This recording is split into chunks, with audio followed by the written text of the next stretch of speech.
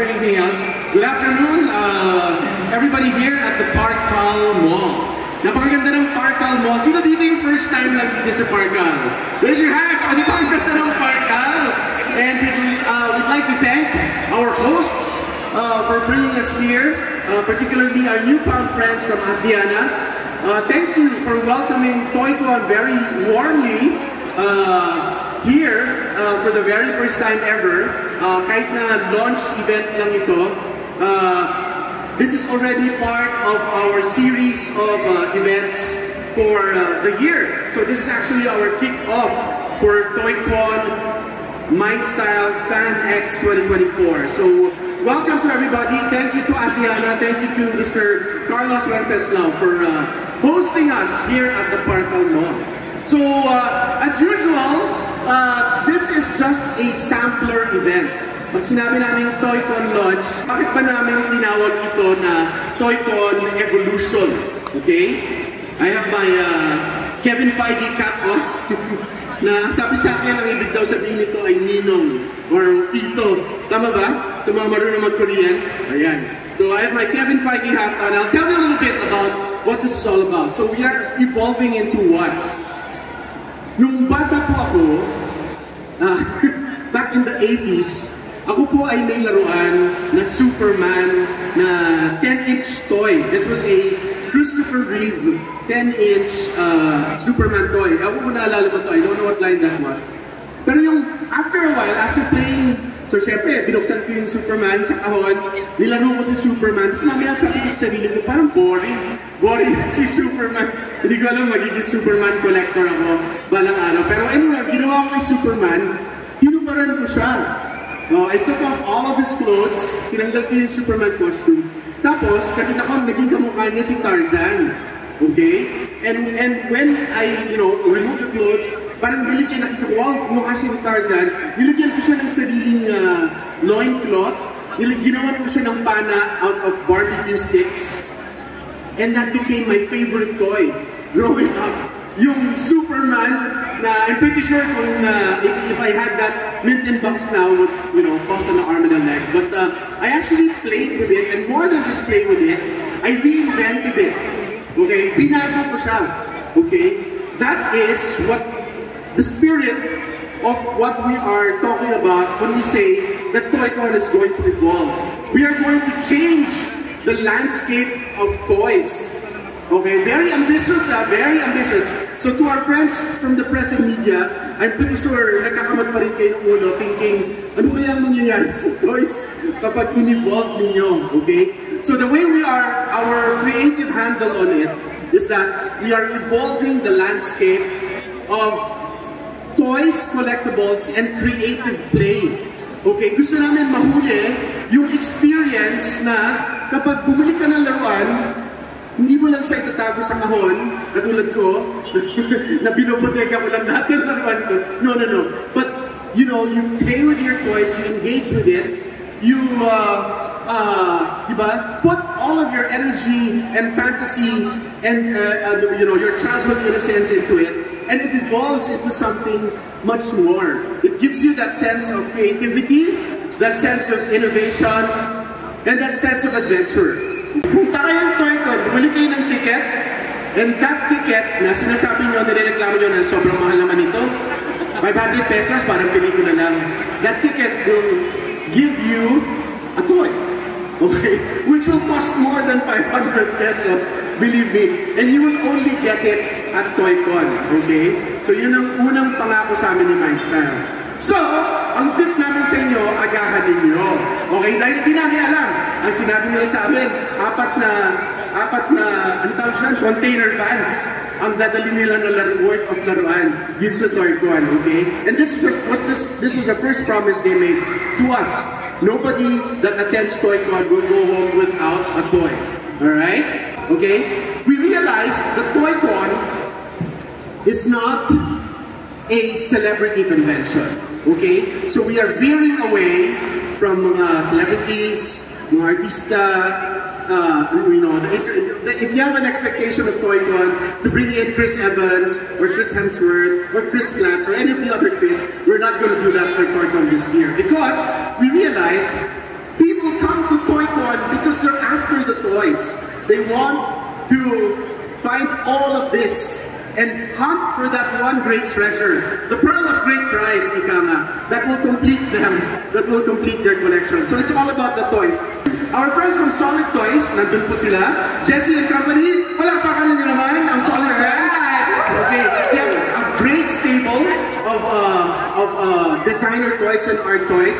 This one I really love, okay, it's already available there. Wetworks Black Shinigami. Ayan, ano nga, yan.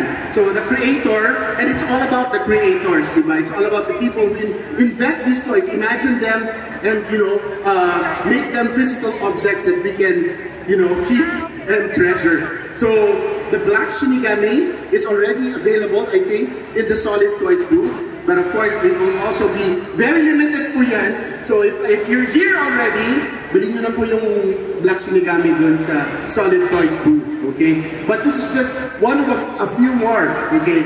One of the most exciting things for ToyCon this year is that we're going to be bringing over some international toy designers that people really line up for in international conventions. For example, I'm talking about Two Petal Rose and Concrete Haze, both from England.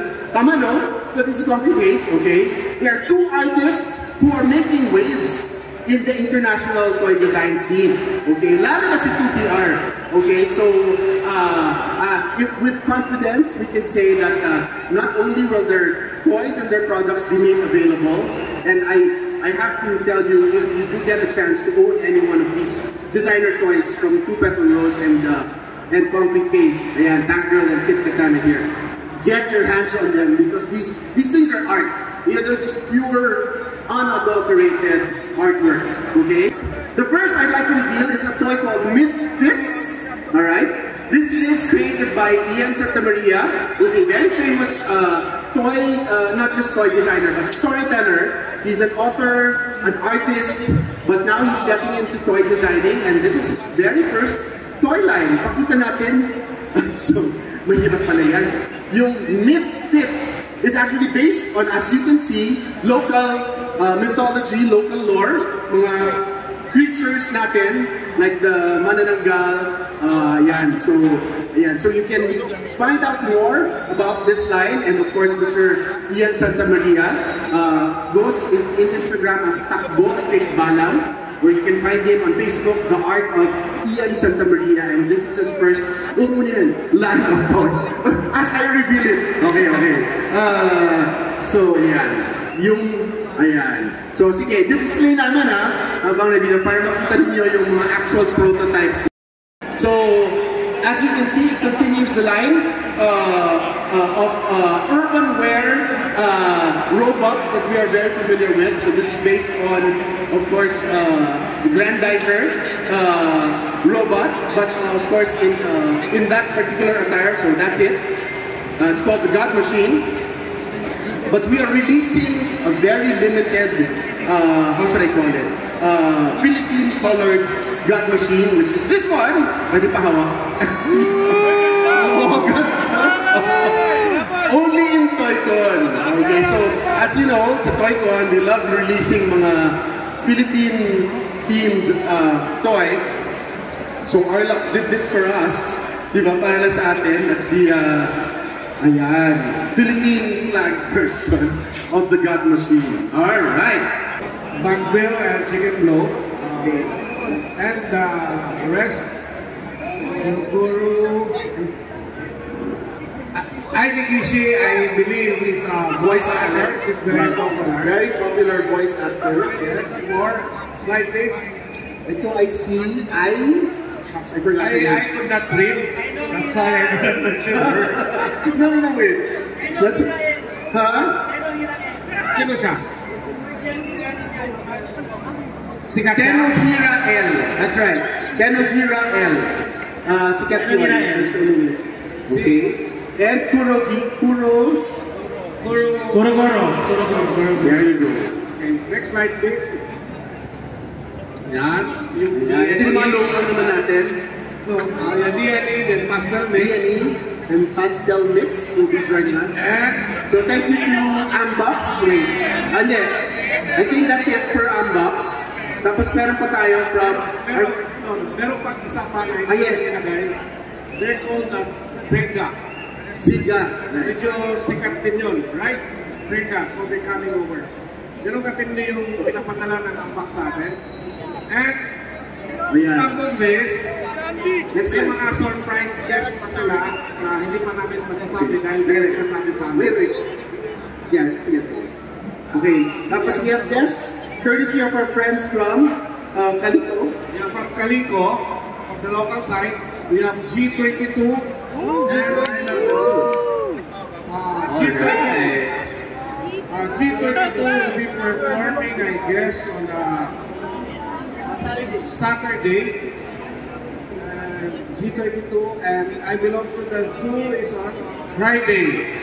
Kaya yung Friday, for those who want to view them, see them, please come on Friday. Medyo malong-luwag on Friday. And on top of this, Mike Style will be bringing one K-pop band na sikat din talaga itong K-pop na to. They made sure of that. We will reveal it June 1. We can't reveal the name of the band, but yun. So, ano pa kulang? May J-pop na tayo, may K-pop pa tayo, may Philippine pa tayo. Malulupit talaga yung line-up for the Gen Z, X, Y, or para sa lahat. Okay? So, majority of you did not know na last year meron tayong Toy-Con extension dun sa music hall. Who was there last year? Who was able to visit the music hall? Right. Okay? Now it's bigger, especially with the Mana tabletop group coming over. So dun sa music hall na yan, we will also be having the big group, the Mana Underground. Then we will be having also the dioramas that is themed after the 5 movies now are celebrating their different years of anniversary. So, and then on top of that, IPMs will be there. And we have also programs to be shown on stage during the event. So, aside sa Toy-Con, meron pa tayong again yung Toy-Con music, Toy-Con extension which we call now as Toy-Con Battlegrounds. 3, 4, 5, 6 great movies. Okay, I'll tell you a little bit about the movies on the left side there. Of course, we're all awaiting Deadpool and Wolverine, Inside Out 2, and Alien Romulus. Thank you to our friends from Walt Disney Studios for finally coming back to Toy-Con and bringing us their great movies to be featured in Toy-Con. So watch out for some very nice displays from Walt Disney Studios. A Quiet Place, Day 1, and of course Transformers 1, brought to us by our friends from Paramount. Maraming salamat. So do enjoy some great displays also with them. But I'd like to single out also Horizon and American Saga is going to be brought in by a very new distributing company. Nandito ba sila Jessel? Parallax and Saga is the collaboration in their very first project as a distributorship here in the Philippines is the new Kevin Costner movie that garnered an 11-minute standing ovation at the Cannes Film Festival. And that is Horizon, an American Saga.